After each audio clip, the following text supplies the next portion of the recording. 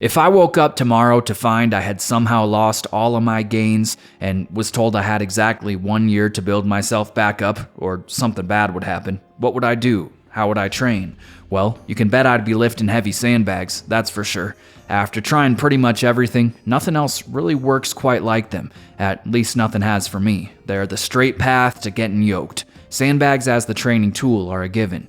As for how I would go about lifting them, well, I wouldn't change a single step on the path I took to get where I am now. If I had to start over and do it all again, there are a few things I do differently. There are some things I've learned over the years that would speed up progress quite a bit. That's what I want to share with you today. Some advice I would give myself for maximum sandbag gains. I'm proud to say today I'm also joined by a special guest. Perhaps you know him, Trevor from Gym Free and Strength Side, world-renowned teacher and sandbag lifter, one of the most respected people in the online fitness space, and someone I'm glad to call a friend. Together, I think our shared knowledge might do some good.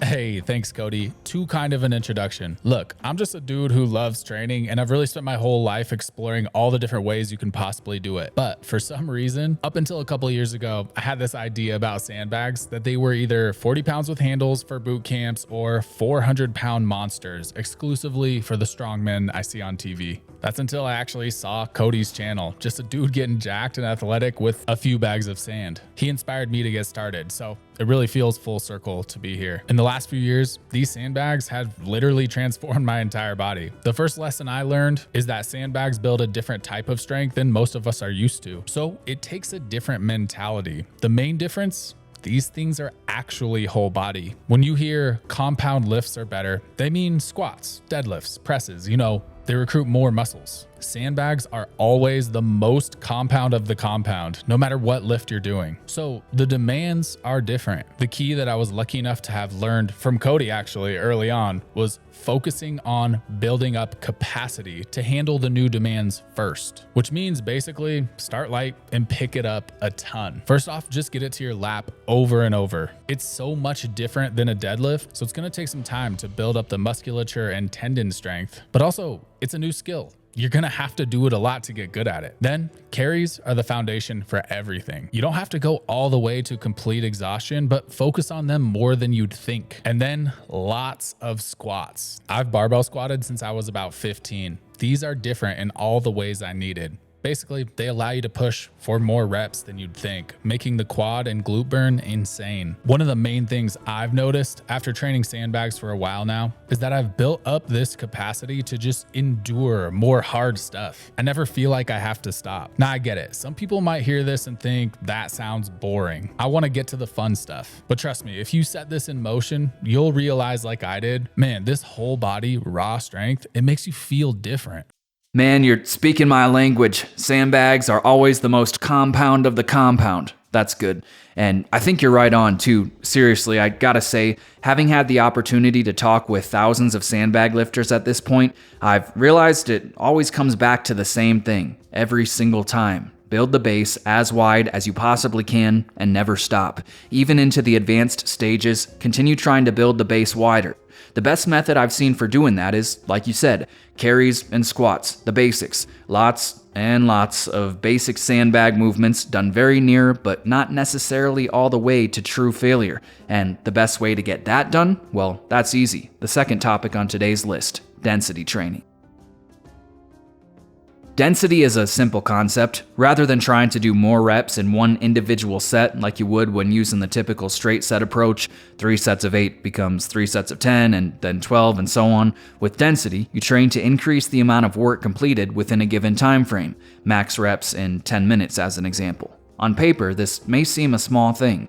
If 3 sets of 10 takes roughly 10 minutes to complete and a 10-minute density set yields 30 reps, they're basically the same, right? Well, sorta. To see why density is so powerful with sandbags in particular, we need to look at the idea of training to failure, or more specifically, we need to look at how hard it really is to reach failure with sandbags. There's an image I like to keep in mind when thinking about sandbag training. It's the idea of face on the floor failure, that ideal state we might all hope to achieve at one point or another. You pick up the sandbag with a bear hug grip, start walking, and you don't stop until you've reached a true end. You keep hold of that weight until you're your arms and back and legs somehow too all feel on the verge of breaking, and your lungs are on fire, your vision is blurry from sweat, the whole deal. You push yourself all the way to that point, and finally, after however long, you just fall over, face on the floor, trying to catch your breath. That's awesome. It really is. It's motivating to the new sandbag lifter, and I think it would do most guys some good to go there, at least on occasion.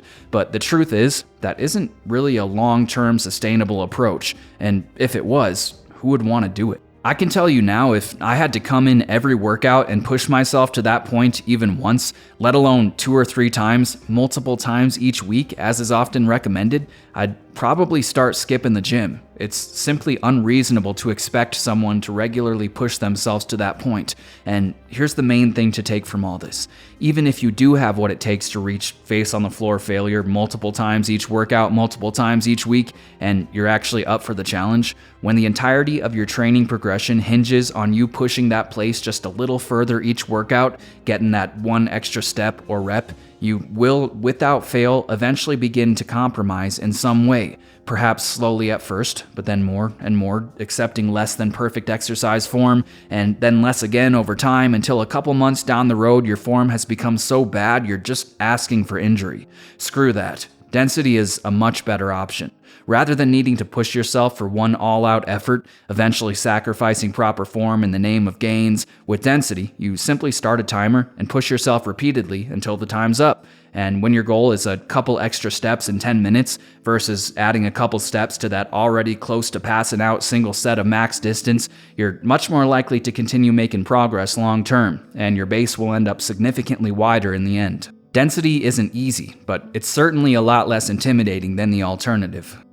Oh man, I felt exhausted just hearing your description of failure. Real quick, let me give you an example of how I'm training for density. I was doing 3 sets of 15 squats, usually take me about 12 to 15 minutes. The last couple months, I decided to do EMOMs, 6 reps every minute for 10 minutes. Now I'm getting 60 squats instead of 45 in less time. And I have to get it to my lap 10 times instead of 3, even more work. And here's the key we've been circling around. To accomplish this style of training, we're not doing max lifts, or at least I'm not. Cody's further along, but personally I never touch a weight I can only do a few reps with. So to focus on building your base, go lighter than you'd think. A good strategy is buying a sandbag that's a little heavier than what you want and underfilling it. When I started, I worked with a 100-pound bag filled to only 75 pounds for a solid 3 months. The magic here is an underfilled bag is actually harder to work with. It's slippery like a fish. You don't ever feel like you've quite got it under control. This will naturally recruit more muscles and forces you to really dial in your technique. And with that lighter, unwieldy bag, build tons of capacity. New muscles will be firing, connective tissues rewiring. This is truly building the base. I don't know about Cody, but I personally set a rule for myself.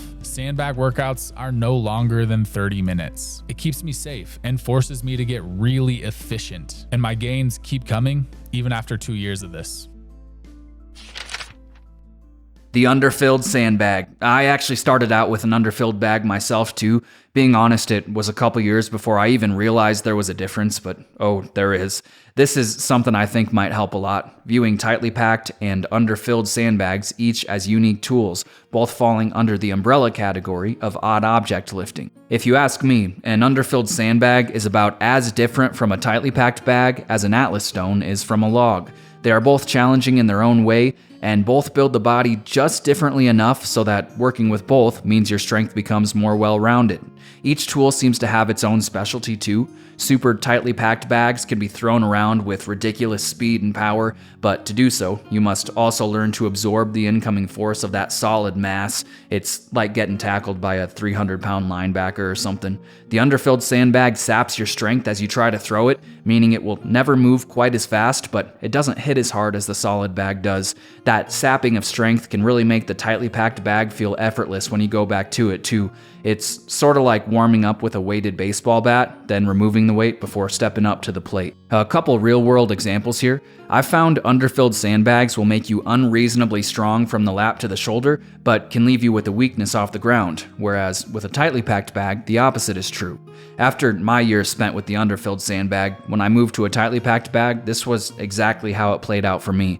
I was very strong from my lap to my shoulder, but had a relative weakness off the floor. If I had known this would be the case from the start, I would have introduced the tightly packed bag sooner and worked on that ground to lap part right away to avoid becoming imbalanced. This also means that adding an underfilled sandbag would be a good idea for anyone who currently only uses a tightly packed bag. For reference, I've found a sandbag filled to roughly 75% of its intended capacity works great for this purpose. And that brings up a very important point with sandbag lifting, something I think every sandbag lifter should start thinking about sooner rather than later: weak points.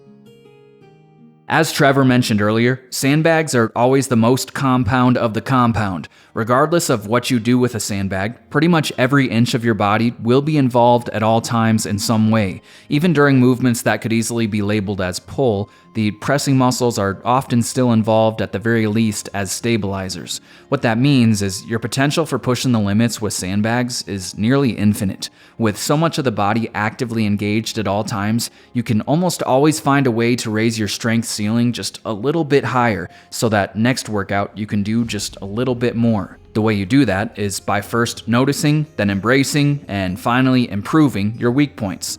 Here's an example. The traditional gym bro turned sandbag enthusiast goes to lift his first sandbag and finds his biceps are completely unprepared. To lift a sandbag, not only do you need strong biceps in general, but more than anything, you need static, flexed arm bicep strength with the elbows at somewhere around 90 degrees, which is something you almost never train in a typical gym setting. Because of this weak point, the new sandbag lifter will be limited on what he can do until he develops that flexed arm bicep strength. He may have more potential in his back and legs for moving heavier weights, but if his biceps are holding him back, it doesn't matter. He will only ever be as strong as his weakest link. Eventually, the lifter's biceps become stronger, and the next weak point shows up. Let's say it's his lower back. Sandbags require immense spinal erector strength. The lifter is now limited by what his lower back can handle. When he eventually brings up that weak point, another will appear, then another, and eventually it will be back to the biceps, and so on and so forth forever. This idea is true in all lifting. Take a bench press, for example. One might be held back by the strength of his triceps, then his chest, then his shoulders, then his ability to drive his feet into the ground, etc. But the rotation of potential weak points is relatively fixed. There are only so many things that can hold you back when benching. With sandbags though, again because they are the most compound of the compound, because the entire body is involved in lifting them, there will always be something else that turns up, and the cycle never seems to end. It's a truth that is both exhausting and exciting to think about. So much potential means a lot of work, true, but it also means opportunity. It means if you're willing to do that work, to strengthen your weak points as they show up, you can continue getting stronger for a very long time, possibly forever. Personally, I find that pretty motivating. If I had to start over again today, I'd do everything I could to bring up weak points anytime I spotted one. If I found my biceps were weak, I would add extra curls to my program. If my lower back was weak, I'd hit those good mornings or hyperextensions on the side. I believe targeted weak point training is a real hack for improving sandbag strength, and therefore making those gains.